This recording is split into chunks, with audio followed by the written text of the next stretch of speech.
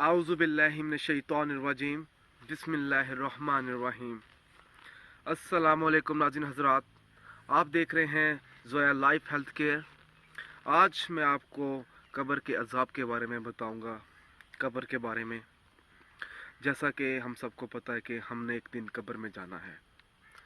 जब हमारे जिस्म से रूह निकल जाती है और हमें इस मिट्टी में दफन कर दिया जाता है, जब हम मिट्टी में दफन हो जाते हैं तो साथ हम अपने नेक अमाल लेके जाते हैं, अपनी नमाज लेके जाते हैं, अल्लाह ताला की तिलावत लेके जाते हैं, यानी कि नेक अमाल हम अपनी कब्र में लेके जाते हैं।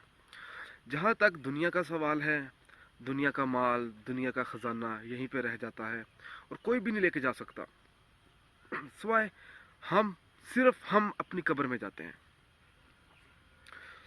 जहाँ तक दोज़की की बात है, गुनहगार की बात है, गुनहगार का तो आपको पता है, गुनहगार सिर्फ़ और सिर्फ कब्र में अपने गुनाह लेके जा सकता है। यहाँ तक कि उसे अपने नेक अमाल भी नसीब नहीं होते कब्र में ले जाने के लिए। नबी करीम सल्लल्लाहु अलैहि वसल्लम ने इरशाद फरमाया, जब मैयत को कब्र में दाखिल कर दिया जाता है तो उसके पास दो फरिश्ते भेज दिए जाते हैं जो कि उससे सवाल करते हैं, तुम्हारा रब कौन है, तुम्हारा दीन क्या है और रसूल सल्लल्लाहु अलैहि वसल्लम के बारे में तुम क्या जानते हो। जिनका रंग स्याह होता है और उनकी आंखें नीली होती हैं, इनमें से एक को मुनकर और दूसरे को नकीर कहा जाता है। ये दोनों फरिश्ते आकर इससे सवाल करते हैं कि उठ और बता कि रसूल सल्लल्लाहु अलैहि वसल्लम के बारे में तुम क्या जानते हो। तब मुर्दा इसके जवाब में ये कलमा पड़ेगा, अशहदु अल्ला इलाहा व अशहदु अन्ना मुहम्मदन अब्दुहु व रसूलुहु। इस पर ये दोनों फरिश्ते कहेंगे, हम तेरी सूरत देखकर ही समझ गए थे कि तू यही कहेगा।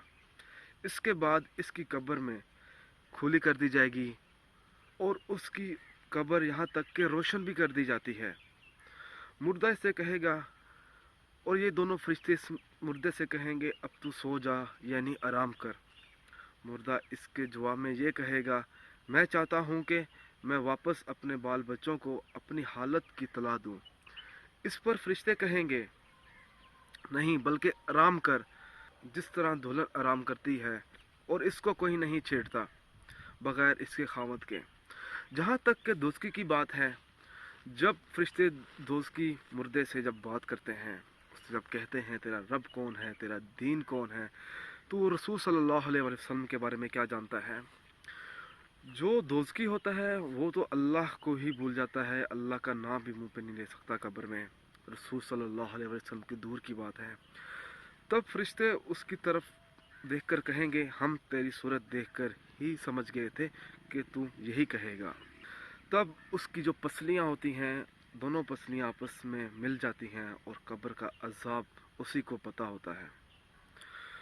दोस्तों, हम सबको चाहिए कि हमें अल्लाह ताला की इबादत करनी चाहिए, हमें नमाज का पाबंद रहना चाहिए, हमें नेक रहना चाहिए, हमें गंदी बातों से दूर रहना चाहिए, हमें हमेशा नेक अमाल करने चाहिए, चाहे हमें उसका अजर जन्नत में ही क्यों ना मिले।